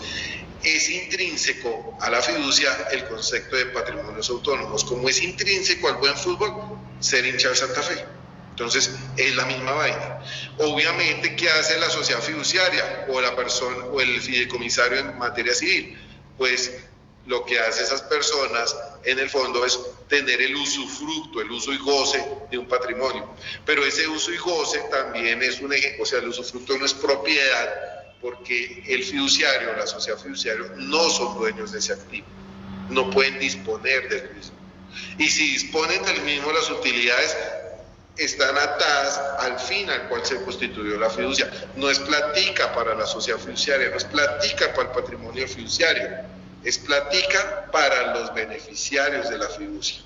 Así dispongan de los activos, esas utilidades son para los fideicomisarios, no son para la fiducia, no son para el fideicomitente, a menos que el fideicomitente sea el mismo fideicomisario, que no está prohibido, puede serlo, pero en principio los fideicomisarios serían terceros. Entonces así se han desarrollado muchos negocios, porque digamos que donde uno ve ejemplos, como diría uno coloquialmente, para chuparse los dedos jurídicamente, sería en materia mercantil, con la fiducia de inversión, con la fiducia en garantía y con la fiducia inmobiliaria, que son, digamos, las fiducias más relevantes. Bueno, también es una fiducia la de las administradoras de fondos de pensiones, pero lo que pasa es que por política legislativa el legislador quiso que tuvieran un rancho aparte, que sean administradoras, que sean fiduciarias, pero aparte de una fiducia comercial, que se dedican solo al tema de seguros de riesgos previsionales,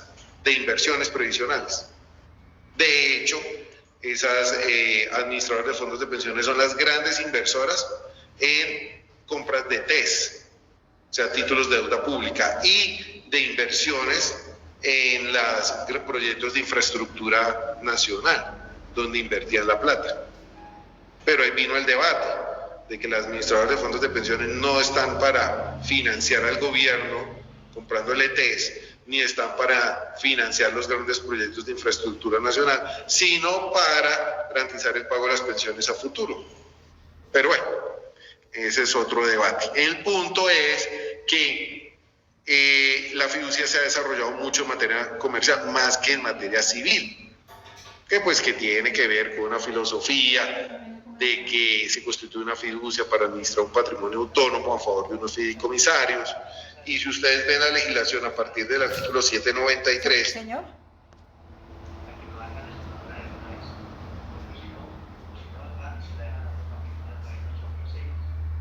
¿Y entonces qué toca? Para firmarla de una vez, para que se los hayan. ¿Y cuánto? La gente hoy en día se pone a punto de eso. Pero, eso no la manda a hacer, ni por la 8 le mandan a firmar. pero espérenme, Roberto, porque es que como cuánto toca llevar. Pues la gente se da por separado. Exacto, pero ¿cuánto tengo que llevar?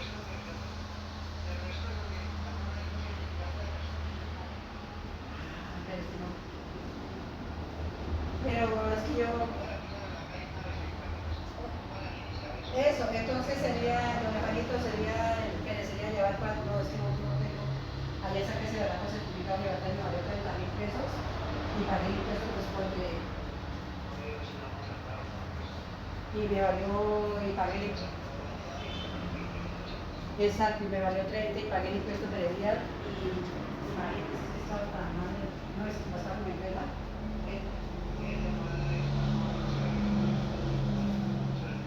Me llama, es que como estaba preocupadita, me llama a ver porque si no, es que estaba penalizando la plata. Ya me avisan, Margarito, bueno, gracias, chao. Me llama.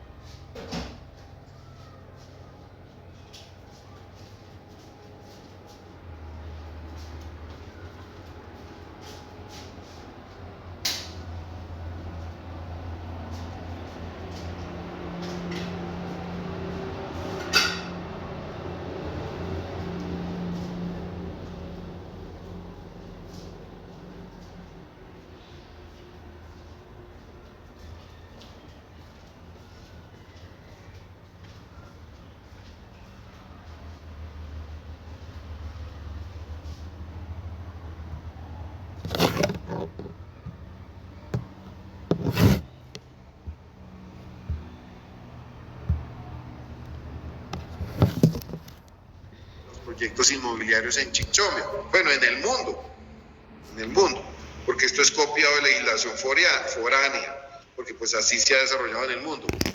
No, me perdí, ahora aquí dónde me metí.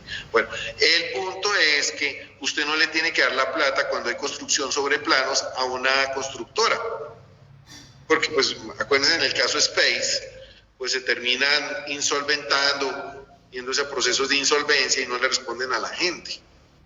Entonces, pues es mejor entregarle esa platica, porque acuérdense que la propiedad en los proyectos y las fiducias inmobiliarias, pues lo que hacen las constructoras es venderle ese proyecto a una fiducia, no venderle, ofrecerle ese proyecto a una fiducia, a una sociedad fiduciaria.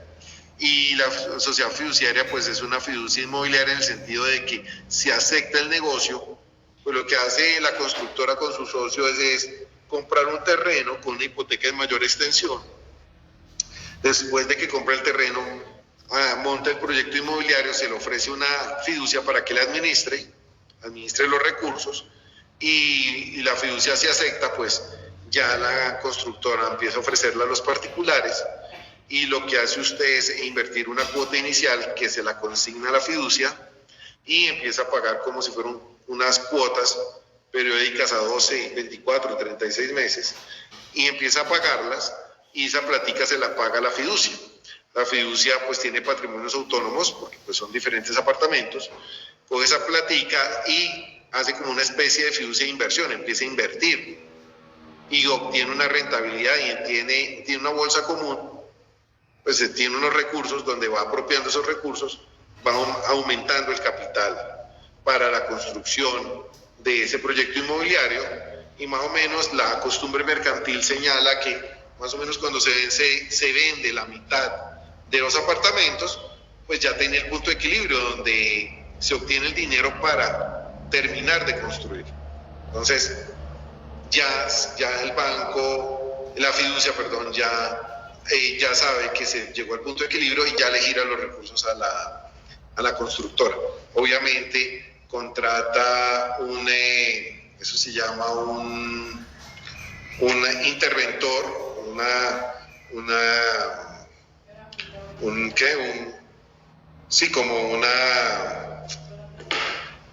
como un contratista, un interventor que le hace auditoría al avance de obra y va girando el billete de acuerdo al avance de obra. No es que le gire la plata, como dirían las abuelas, a chorro, ¿cómo le dirían? Se me fue el nombre. Pero no es que le abran el chorro, sino pues va de acuerdo al avance de obra, y de acuerdo a eso pues se va construyendo y le va girando. Pero digamos que después de ese punto de equilibrio ya viene la ganancia de la constructora, porque pues ya las unidades que venda ya es la ganancia de la constructora. La fiducia lo único que gana es la comisión, y eso, como la constructora, la fiduciaria va administrando la plata, pues va garantizando que el proyecto sea viable financieramente y que la constructora no coja esa plata y la desvíe para dineros que no sean exclusivamente destinados a la construcción del inmueble. Cuando se termine, señor. Profe, disculpe que esté aquí, le voy a hacer una pregunta y miren un caso y la pregunta tiene que ver con esto de la fiducia. En el caso tal de que una constructora ya tenga su punto de equilibrio y bueno, si tenga el punto de equilibrio y la constructora por X o Y motivo incumpla, la fiduciaria es copartícipe o solidariamente. No, señor, la fiduciaria es un simple administrador de un patrimonio autónomo, no es solidariamente responsable. Si está girando los dineros y un caso de esos ocurrió con el COVID, porque muchos proyectos inmobiliarios, yo creo que la gran mayoría, se cerraron porque el gobierno declaró la emergencia de salud, entonces los trabajadores ni siquiera podían ir a la obra a trabajar. Entonces, cuando se superó la pandemia, pues los costos se duplicaron o triplicaron, el costo del acero, el cemento. Entonces se generó una teoría que van a ver en comercio que se llama la teoría de la imprevisión, que significa que cuando haya circunstancias sobrevinientes, irresistibles, que modifiquen los términos iniciales del contrato, se pueden revisar los términos iniciales de ese contrato. Entonces, en ese caso se presentó eso, las constructoras alegaron que se iban a quebrar, porque pues la fiduciaria les giraba de acuerdo a los estudios o los costos de cuando se inició la obra, pero resulta que por una circunstancia extraordinaria los costos ya subían al doble o al triple. Y no porque la constructora fuera una ladrona o se estuviera robando la plata, sino por circunstancias ajenas a ella. Y tampoco es problema o, digamos, responsabilidad de la fiduciaria porque ella recibió unos recursos y está girándolos de acuerdo a avance de obra. Son circunstancias extraordinarias, pero no es que la fiduciaria sea solidariamente responsable. Ahí se van a pleito las personas que son las fideicomitentes de ese proyecto fiduciario inmobiliario y la constructora que es la persona que está construyendo. Constructora que permítame un segundo que va a llegar al éxtasis jurídico. La constructora vendría a ser como un fideicomisario parcial, aunque los fideicomisarios serían los compradores, los promitentes compradores. Dime. ¿Esa es la teoría de qué, profesor? ¿Teoría del riesgo? La teoría de la imprevisión. Pero es que no lo han visto, lo van a ver en contratos comerciales. Pero también la teoría del riesgo, ¿no? Pues es una situación donde si hay circunstancias extraordinarias que no son imputables a una de las partes, la misma puede solicitar a un juez que revise los términos iniciales del contrato. Porque pues la constructora... un segundo, ya voy a llegar al éxtasis. La constructora no va a construir para perder. Pues como cualquier comerciante construye para ganar. Y si hay circunstancias extraordinarias que le impide ganar e incluso poner de sus recursos, pues la constructora no es una casa de beneficencia. Pero los clientes tampoco, pero los clientes también hacen muchos sacrificios y hacen su dinero a la fiducia y a la constructora para hacer sus aportes y le están incumpliendo.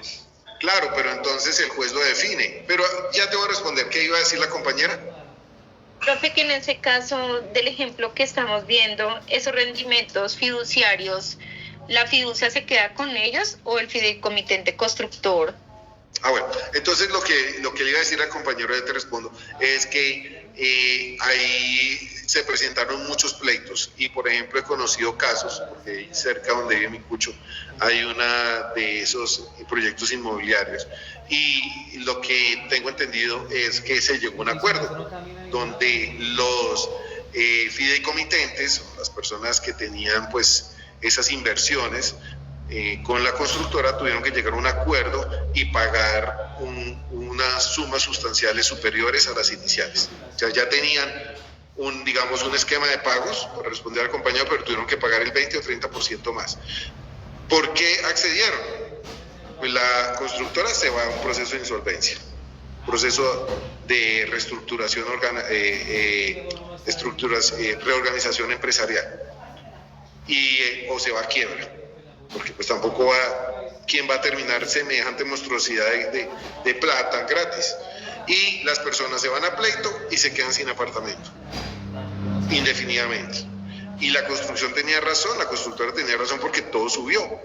Entonces, pues las personas tuvieron que pagar 20 o 30% más de lo inicial para acceder a sus apartamentos. ¿Sí me entendiste, compañero?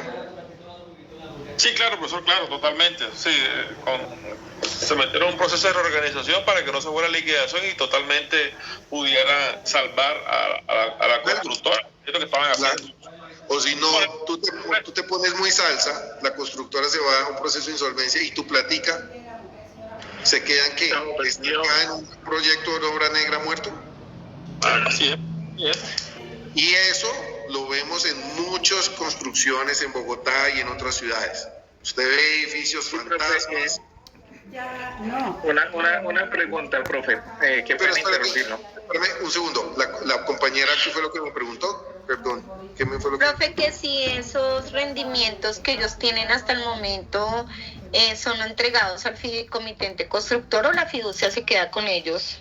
Acuérdate que el fideicomitente es el dueño de los recursos que se los entrega a un tercero. Sí. Que es la fiducia. Y la fiducia con esa platica los invierte. Y se las va girando a la constructora de acuerdo al avance. Con los avances de obra, sí. Sí, señora.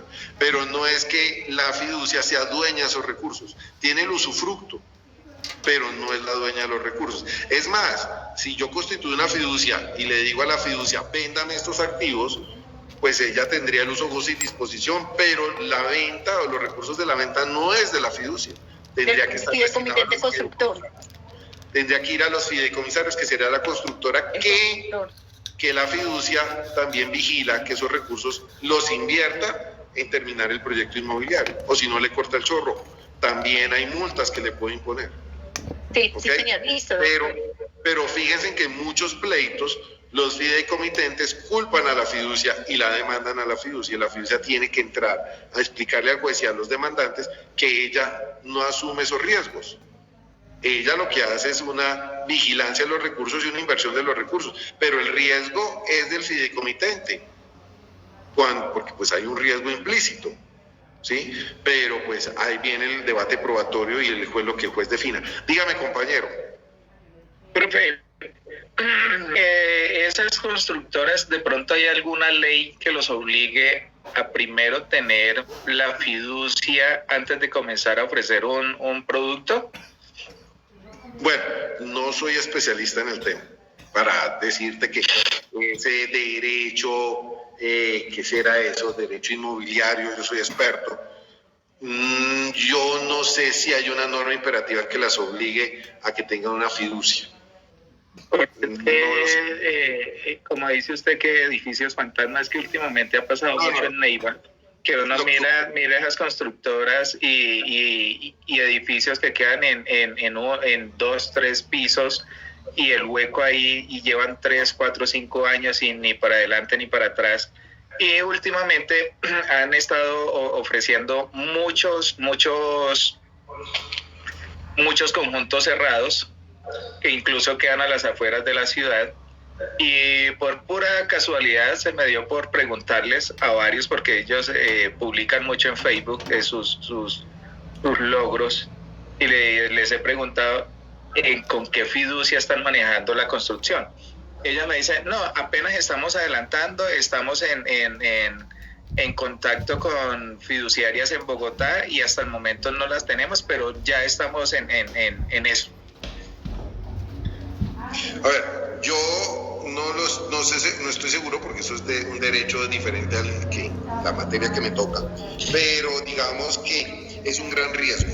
Es un gran riesgo para cualquier persona que quiera adquirir un inmueble sobre planos, que lo adquiera sin una fiduciaria respaldando el proyecto. ¿Por qué? Porque entonces me quedaría a la auditoría interna como al autocontrol que haga la constructora en la inversión de los dineros. Y eso implica que si la constructora, eso puede ser hasta una captación ilegal, porque si a ti te venden un proyecto inmobiliario y nunca lo realizan, nunca te ofrecen nada en contraprestación, pues se están captando dinero ilegalmente. Sí, es que últimamente se ha visto mucho de que pasa uno por las avenidas y mira construcciones ahí que quedan los hierros retorcidos, oxidándose, y nunca han tenido una terminación, ¿no? Sí, eso se puede prestar también por una estafa. Lo que pasa es que esta estafa, si no ofrecen nada, es una captación ilegal, que es como un tipo especial de estafa que tiene su propio tipo penal. Captación ilegal de dinero que se ha presentado, pero no siempre ocurre eso. O sea, la gran mayoría de las veces la gente consigna una fiducia, pues la gente no es tan ingenua, pero muchas veces se presenta que la constructora se quiebra, que no ejecutó eficientemente, que tuvo costos exagerados, que tiene muchos costos administrativos, que hay cambio de diseños y pues la plata no da. Y entonces se van a pleito porque las personas no quieren dar más plata o con la constructora no puede acabar en los términos iniciales. Entonces pues ahí se presenta unos pleitos donde demandan también a la fiduciaria y la fiducia pues tendrá que decir cuál fue el contrato de fiducia que firmó la constructora con esa fiducia, porque pues hay diferentes tipos de fiducia inmobiliaria. Fiducia, por ejemplo, donde ellos simplemente van a tener una fiducia inmobiliaria de administración de dinero, o otra tiene que ver con una fiducia inmobiliaria de escrituración y de legalización de los predios cuando ya se termine la obra. Entonces tocará mirar cuáles son las obligaciones de la fiducia, a qué se comprometió la fiducia, pero lo mínimo sería a la administración de los recursos, por lo menos hasta cuando se empieza la construcción. Entonces tocaría mirar. Sí o sí, entonces toca uno como comprador exigir primero o no exigir, sino verificar con qué fiducia la están manejando, sino pues no meterse con ellos, ¿cierto? Lo que tiene que hacer uno es visitar el proyecto y mirar con qué fiducia ellos tienen contratado y dirigirse a la sociedad fiduciaria y mirar el proyecto y sobre todo mirar el contrato fiduciario, mirar hasta dónde... Señor. Hoy en día también los bancos están haciendo construcciones o esos bancos hacen parte como fiducia, profe, porque es que uno mira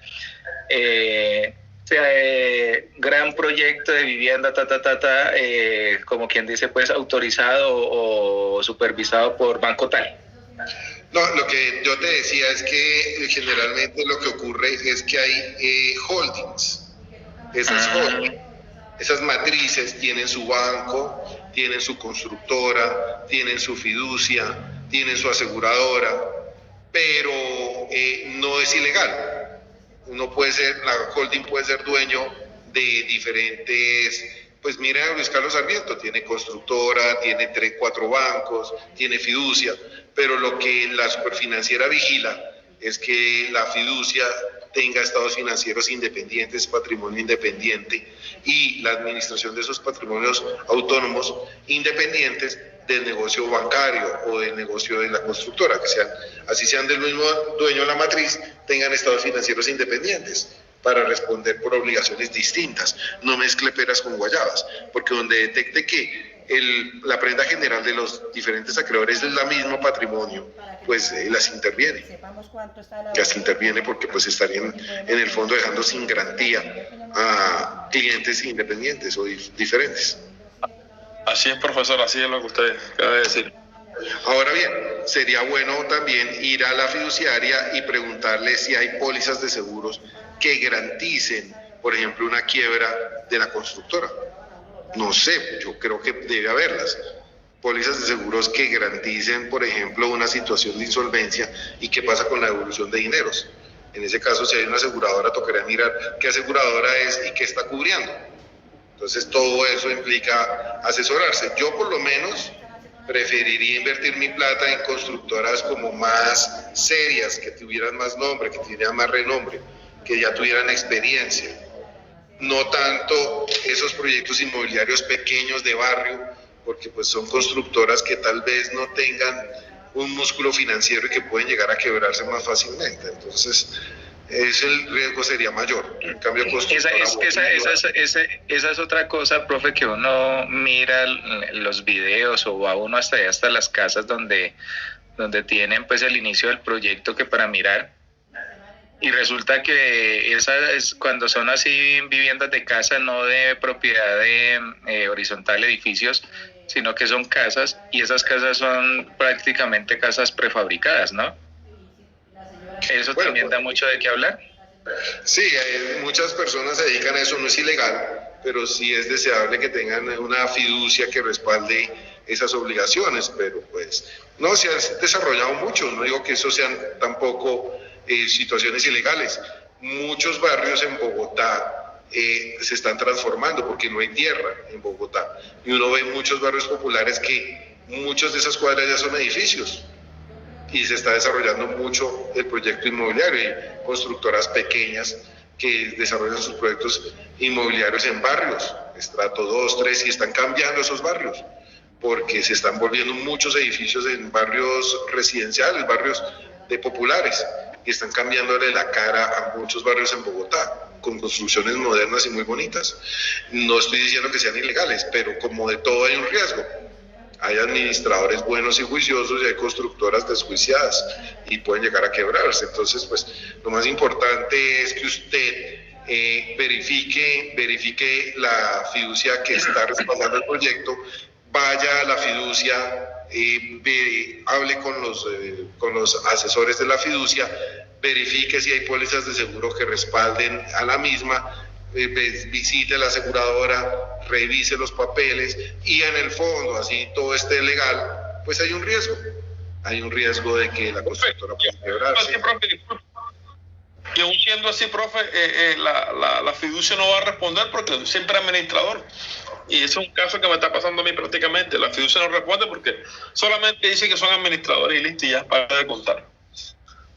Eso, por ejemplo, es muy discutido. Estaba escuchando hace poco que dentro de los proyectos de reforma pensional antes de Petro se discutía mucho que en el fondo las administradoras de fondos de pensiones son fiducias, porque la ley exige que sean independientes, o sea, que sea una fiducia independiente, que solo maneje pensiones. Y decían que en otros países del mundo la fiducia cobra comisión de acuerdo a la utilidad de la inversión de esa cartera colectiva. Aquí en Colombia no. Aquí en Colombia, en los administradores de fondos privados, los riesgos los asume el inversionista. Pero, ¿qué pasa si las inversiones no son buenas o las inversiones son regulares? Pues resulta que el inversionista se fregó, el ahorrador. Y eso ha ocurrido mucho, la gente hace aportes voluntarios a pensiones, resulta que las inversiones fueron malas, las personas perdieron la rentabilidad o la rentabilidad fue irrisoria, pero las administradoras de fondos de pensiones sí cobraron full price, cobraron el 100% de sus comisiones. Y en el fondo la fiducia pues no asume riesgos, pero en otros países, en otras legislaciones sí, aquí en Colombia no. Ellas cobran su comisión, así la inversión sea buena o mala. Y pues... Profe, pero digamos, ahí podemos ver que a grosso modo el consumidor se ve vulnerado en sus derechos porque siempre va a quedar ganando la constructora y no el cliente. Si traemos a caso, digamos, hay muchas personas que compran su proyecto y obviamente no esperan a que eso fracase, y entonces la constructora no responde ni la fiduciaria, pero vaya el cliente tenga haya incumplido con una sola cuota o simplemente ya no pueda continuar con el proyecto y debe de desistir, entonces ahí sí le aplican las arras y se quedan con todo el dinero. Entonces yo digo que falta mucha jurisprudencia que regule y que no permita el abuso hacia el consumidor, porque uno sí tiene que demostrar, y dentro de los contratos, ellos dicen el contrato está para cumplirse, pero bueno, ¿y dónde están mis derechos? Claro, lo que pasa es que la constructora también puede estar sujeta a